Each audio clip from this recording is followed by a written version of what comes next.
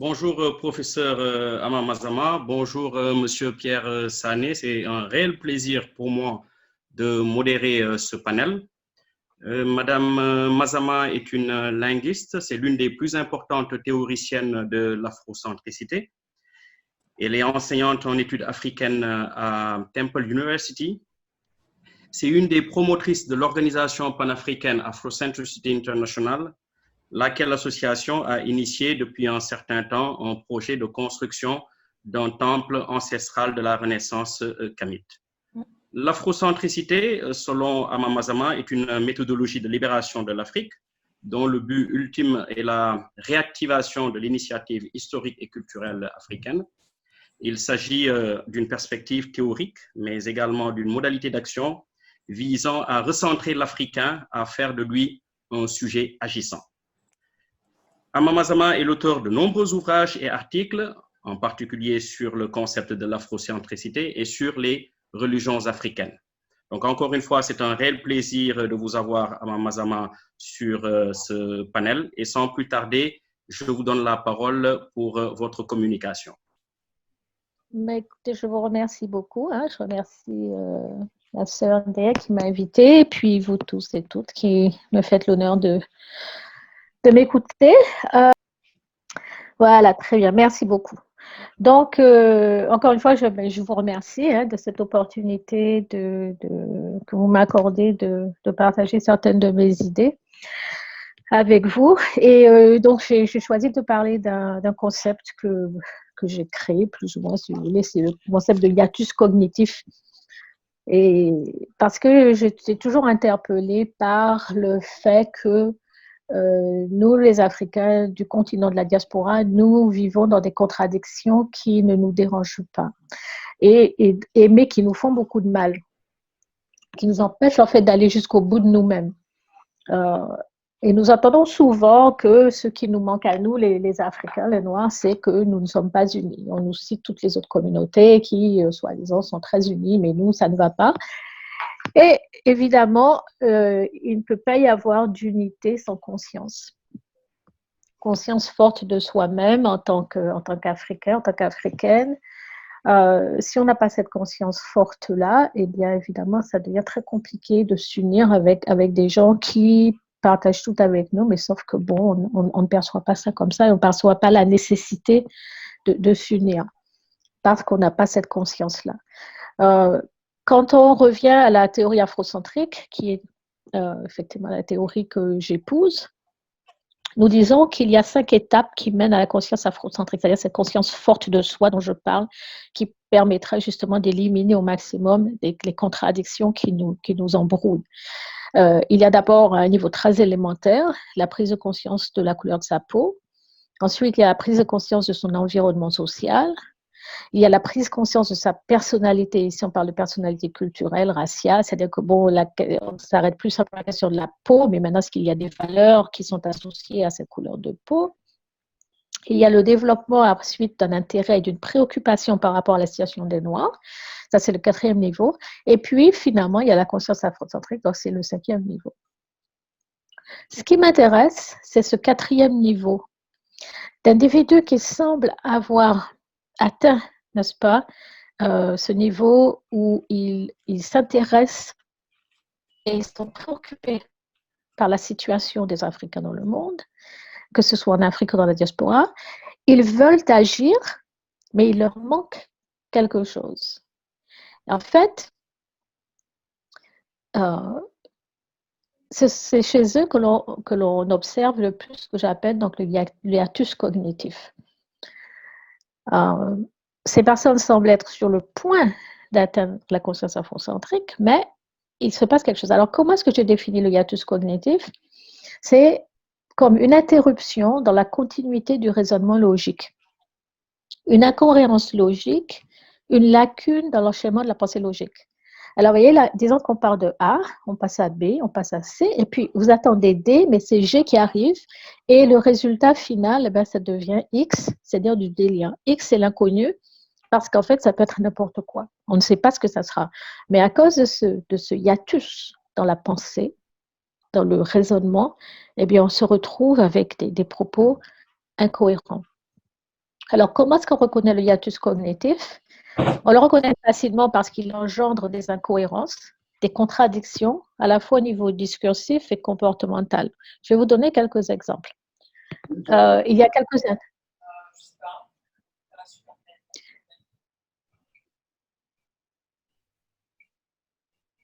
Je peux continuer?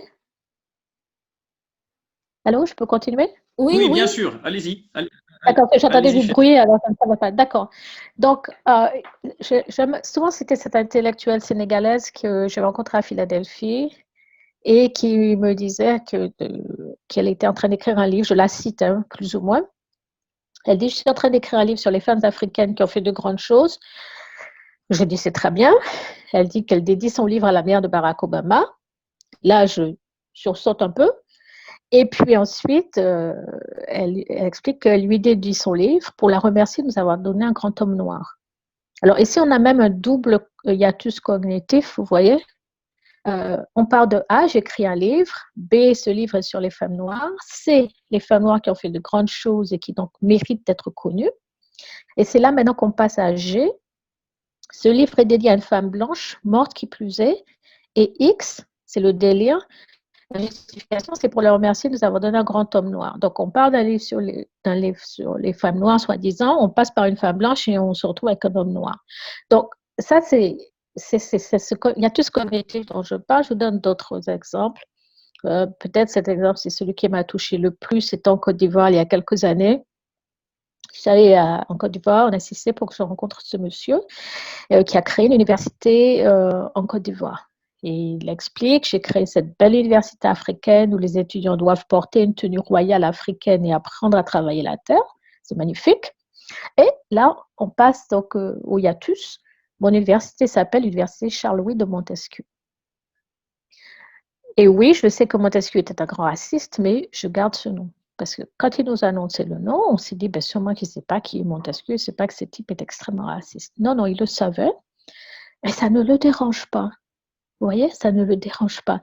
Donc, c'est ce hiatus. Comment est-ce qu'on peut être dans cette démarche de construction de l'Afrique avec une université qui va enseigner vraiment les valeurs, les traditions, l'esthétique de l'Afrique et l'appeler, lui donner le nom d'un raciste français.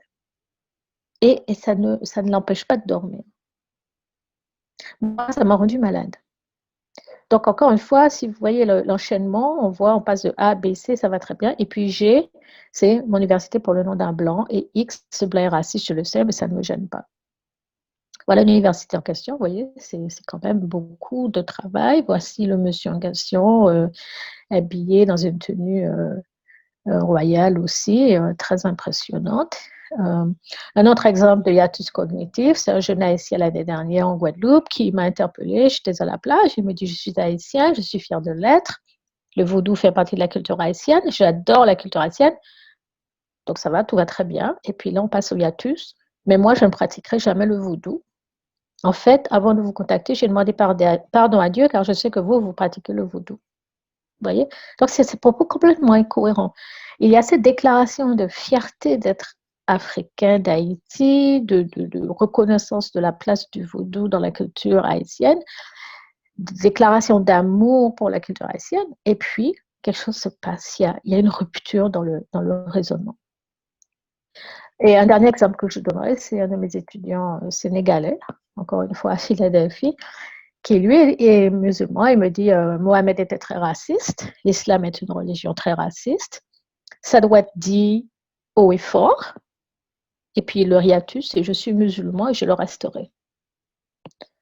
Donc, et ça, si vous réfléchissez bien, c'est tout le temps qu'on entend des propos comme ça. Même chacun d'entre nous, nous avons tenu des propos comme ça. Nous sommes tous quelque part dans cette espèce de hiatus cognitif, mais de toute évidence, à des degrés différents. Il y en a qui sont pleins là-dedans, il y en a qui essaient de s'en sortir, et puis il y en a qui essaient d'éviter au maximum.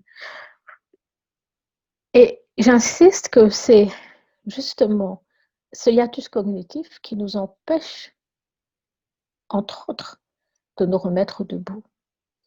Alors, on est constamment dans cette contradiction qui n'est pas vécue comme une contradiction, ça pose des problèmes. Il y a des gens qui peuvent me dire, oui, mais est-ce que ce n'est pas de la dissonance cognitive? Le fait est que ce n'est pas de la dissonance cognitive parce que la dissonance cognitive introduit un malaise. C'est-à-dire que quand vous avez deux informations qui se contredisent, eh bien, il faut que vous arriviez à résoudre cette contradiction, voilà, pour ne plus être dans ce malaise. Mais dans le cas du hiatus cognitif, il n'y a aucun stress.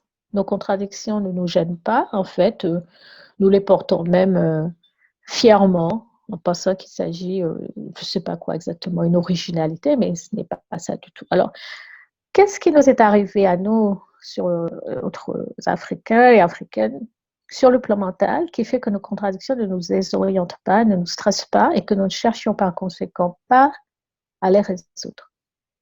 Et ce qui nous est arrivé, c'est que nous souffrons de ce que j'appelle le syndrome de la validation blanche.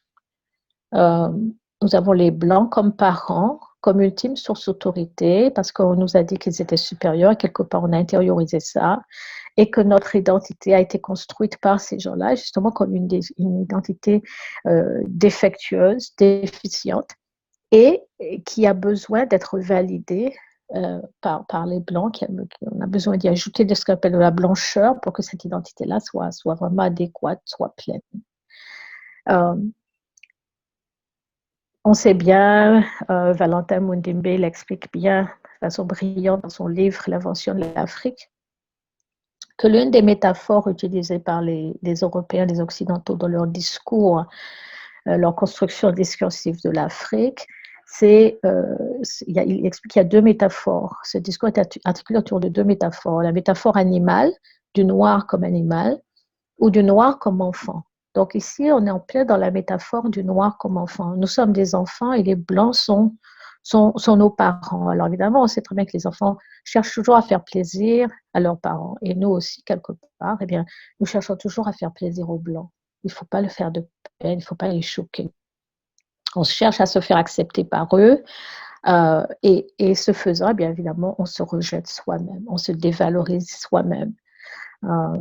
La femme qui écrit un livre sur les femmes africaines pour nous valoriser, mais qui a besoin de le dédier à une femme blanche, on est en plein syndrome de la validation blanche.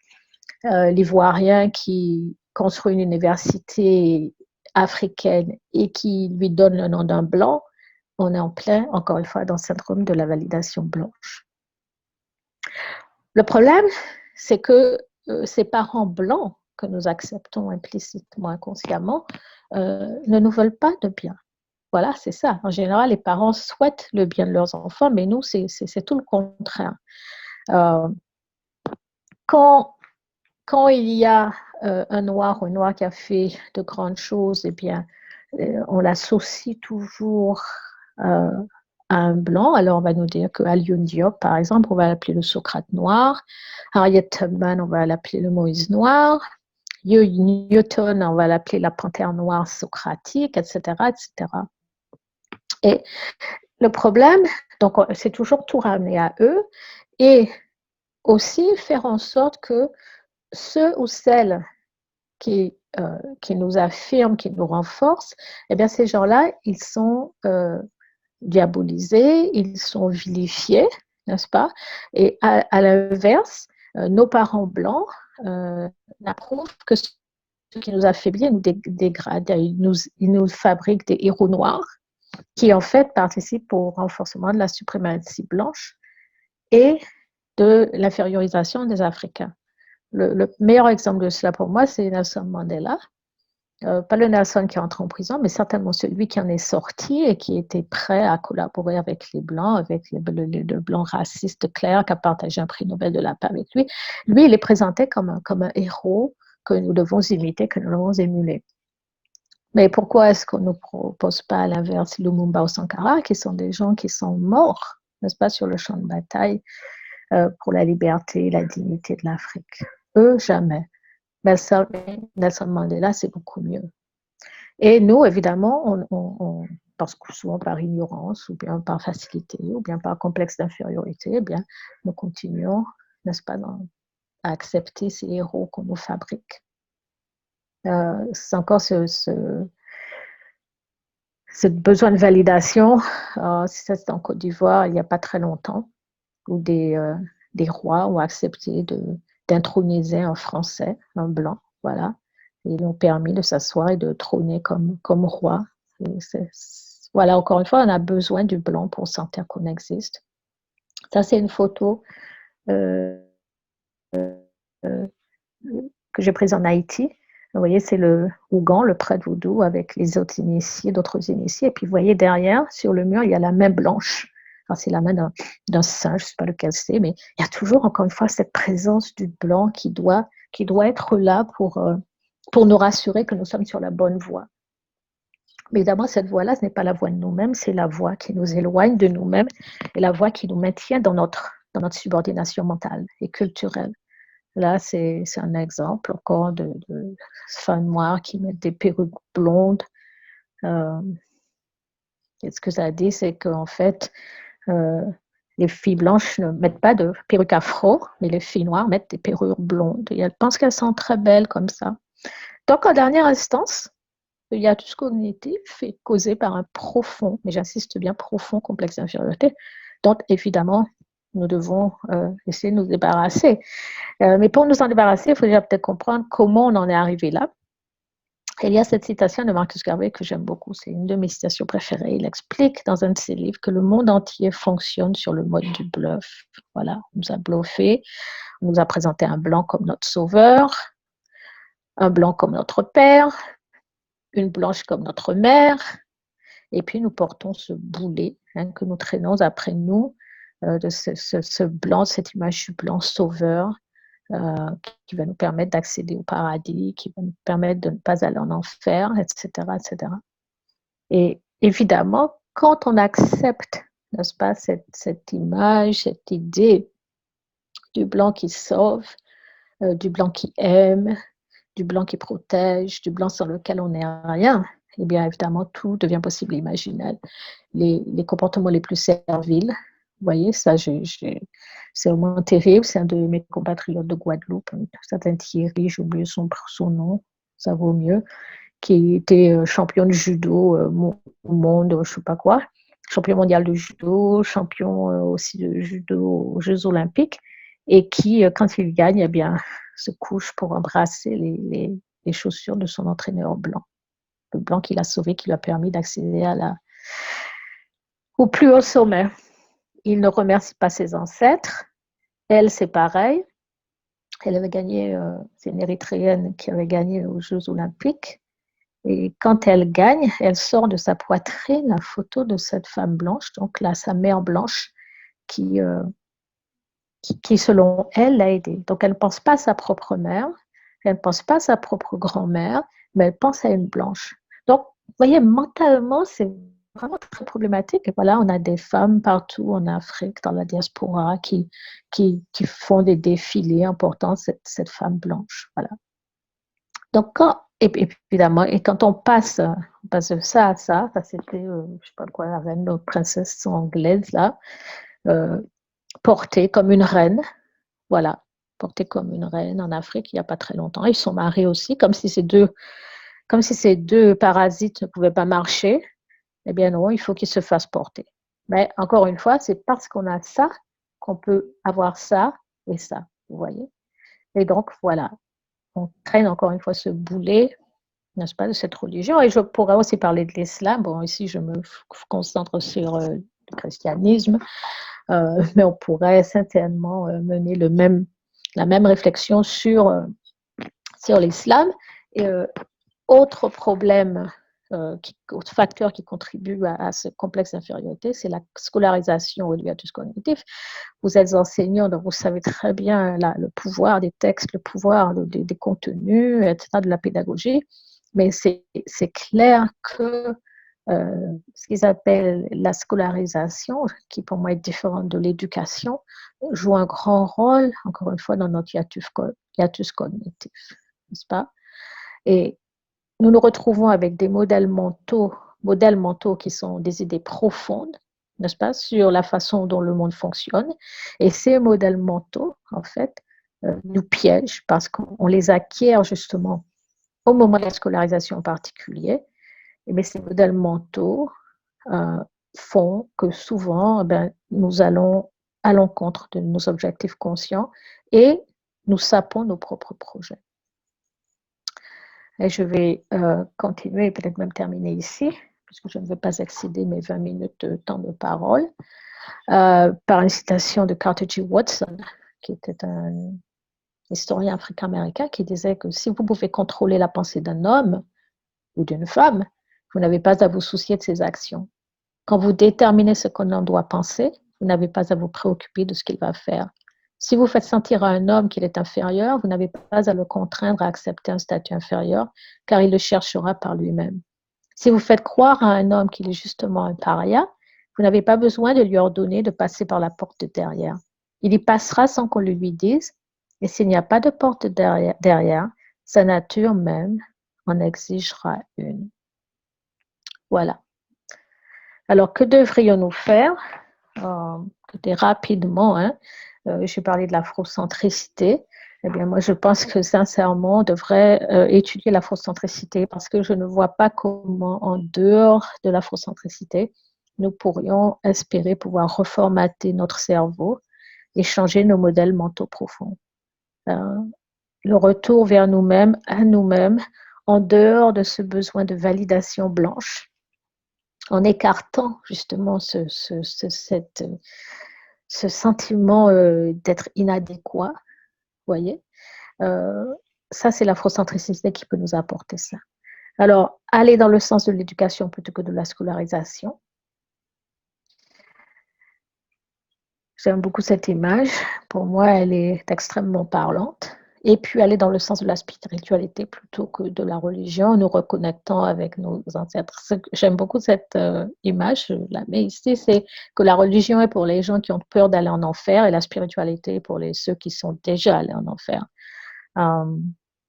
Et ici, c'est une image de mon organisation Afrocentricité Internationale en Colombie, des jeunes Colombiens dont les ascendants, les ancêtres avaient été amenés en Colombie dans le cadre de l'esclavage, et vous les voyez là, ils font en fait une cérémonie de reconnexion avec leurs ancêtres et d'engagement vis-à-vis de leurs ancêtres à continuer le combat et à honorer leur sacrifice et leur souffrance. Il y a quelque chose que nous faisons aussi beaucoup dans la diaspora, mais aussi nous l'avons fait sur le continent, c'est prendre des noms de chez nous, des noms africains. Et puis, comme notre frère en parlait, bien, nous sommes aussi engagés dans la construction d'un temple ancestral. Et nous avons choisi la Côte d'Ivoire pour cela. Et voilà donc ce que je voulais partager avec vous. Merci beaucoup.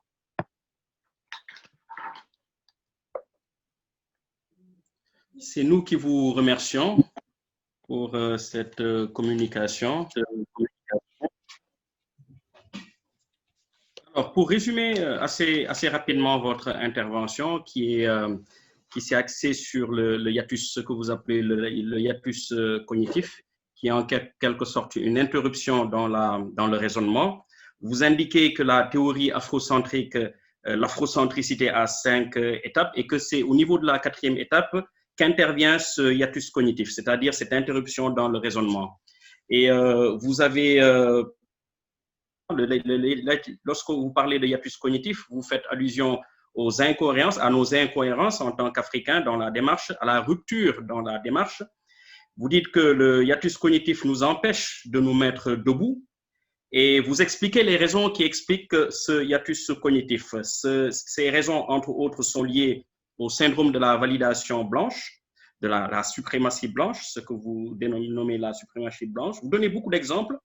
Vous parlez de la subordination mentale qui en résulte et vous dites qu'en définitive, ce hiatus cognitif est lié au complexe d'infériorité. Il est aussi lié à la scolarisation que vous distinguez de l'éducation et qu'en définitive, la scolarisation joue un rôle important dans ce hiatus cognitif. Donc voilà un peu, peut-être très simplement résumé vos propos. Sans plus tarder, j'aimerais peut-être laisser le soin aux différents, à ceux qui nous suivent, de prendre rapidement la parole pendant quelques minutes, 2, 3 minutes, pour poser des questions, faire des commentaires ou simplement donner un point de vue. Si vous souhaitez prendre la parole, vous pouvez juste me faire un signe de la main.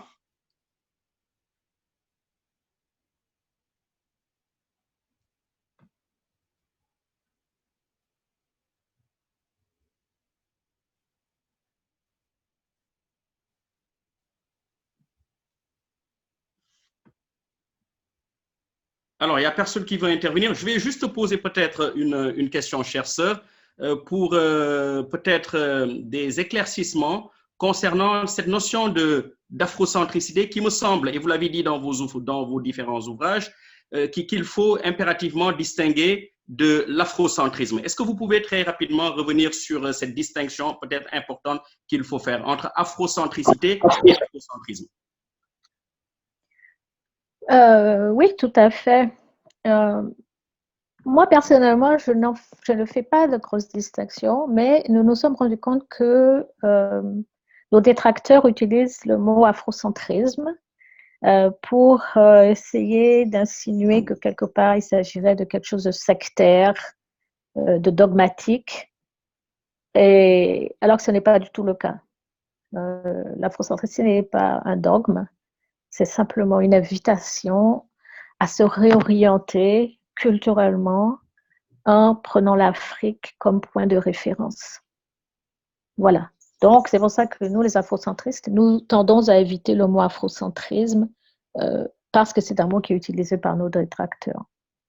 Voilà. Je veux que dans le chat, il y avait des commentaires. Oui, il y a des commentaires et des interventions de M. Fall Aziz et de M. Laurent Morganté. D'accord, vous pourriez lire ce qu'ils disent ou bien résumer, peut-être que je peux y répondre, je ne sais pas. Dit attention à l'éducation aussi. Nous étions dans des villages et quartiers au Sénégal, une transition, un glissement, l'éducation à l'initiation. Nous mettrons l'accent sur l'appétence en nous efforçant de faire ressortir les trésors qui sont au profond de tout un chacun. Voilà. Monsieur Fall, je n'arrive plus à voir le message, mais à un moment donné, il parlait de... J'ai vu... Tu arrives à voir, Charles? Oui. En fait, j'explique rapidement ce que M. Aziz Fall dit. Oui. C'est qu'il explique l'exemple. Il dit très clair, l'exemple du hiatus retenu par Ama, qui ne comprend pas qu'une femme blanche ait pu enfanter un Barack Obama, ne perçoit pas que cette dame non raciste a marié un noir. Mais est-ce que c'est parce qu'on est une femme blanche épouse un noir qu'elle n'est pas raciste? Ce n'est pas ce que Fanon dit, hein? C'est pas parce qu'une femme blanche épouse un noir qu'elle n'est pas raciste. En fait, je pense qu'il est tout simplement impossible dans le système actuel pour qu'un blanc ne soit pas raciste. Nous aimerions dire que notre amie blanche, notre ami blanc n'est pas raciste. Vous voyez, et c'est ça le problème. C'est que nous avons toujours ce désir, ce besoin de nous rattacher, même quand nous savons ce que les blancs nous ont fait et continuent à nous faire. Nous éprouvons toujours le besoin de trouver un blanc ou une blanche qui n'est pas pareil, avec qui nous sommes amis et qui nous comprend, qui nous accepte. Mais il faut mettre un terme à cela une fois pour toutes. La question ne peut pas être posée simplement en termes individuels, mais en termes de système de domination blanche sur le monde depuis ces 500, 600 dernières années. C'est pour ça que nous avons élaboré l'afrocentricité. Pas comme racisme noir, ce n'est pas ça, c'est impossible d'ailleurs, mais comme je disais, méthodologie de libération. Comment nous guérir? Comment refaire la paix avec nous-mêmes? Comment mettre un terme à cette fracture de notre être, cette schizophrénie, ce complexe d'infériorité qui nous empêche de nous mettre debout et de justement d'avoir l'unité à laquelle nous aspirons et sans laquelle nous ne pouvons pas aspirer de nous remettre debout. Comment? C'est en passant, en nous valorisant nous-mêmes, en valorisant notre culture, en valorisant nos ancêtres et ceux qui nous ont laissés comme valeur. Merci beaucoup. Monsieur Diène, vous avez la parole. Monsieur Moustapha Diène. Voilà, bonsoir tout le monde. Je pense que vous me recevez. Oui, allez-y. D'accord, très bien. Nous remercions surtout Madame Mazama pour la présentation. J'entends des échos sonores. Est-ce que vous me recevez? Oui, allez-y, je vous monsieur entends. Diène. Ah, d'accord, très bien. Merci. Je voulais juste poser une question et ensuite tenter de répondre surtout à la question qu'elle a posée tout à l'heure. La question, c'est que tout à l'heure, elle a bien parlé, elle a bien explicité surtout la différence entre le hiatus cognitif et la dissonance. J'avais justement envie de poser la question de savoir qu'est-ce qui ferait maintenant la différence, enfin, la nuance entre le hiatus et le paradoxe.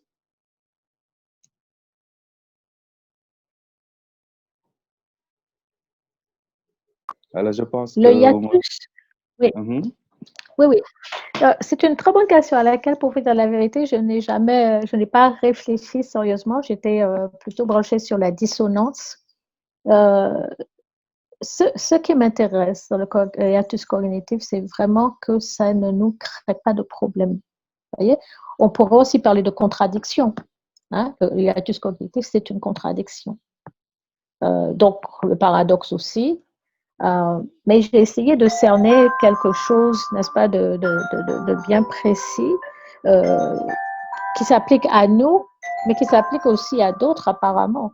C'est-à-dire ce décalage, n'est-ce pas, entre ce que nous professons, ce que nous faisons, et puis à un moment donné, notre propre perception, nos propres actions. Donc voilà.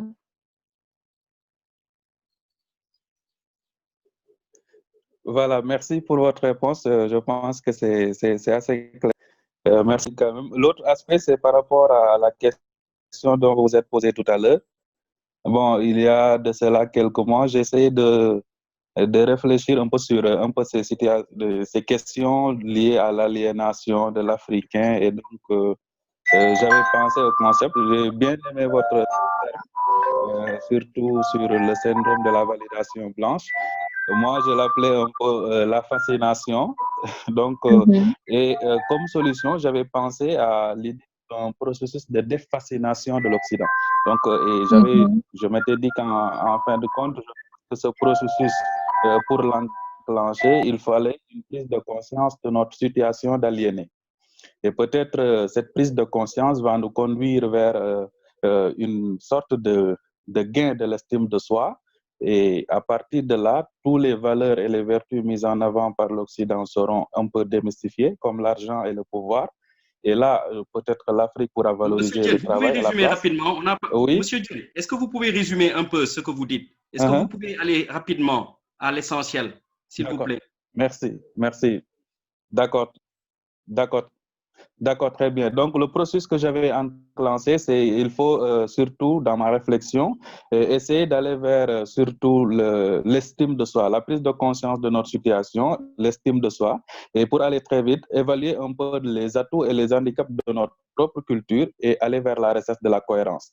Et ce qui va nous mener directement, pour aller très vite encore, vers une sorte de révision de la bibliothèque occidentale que nous lisons. Merci. Merci, monsieur Diène. Merci, monsieur Diène. Ama Mazama va vous répondre.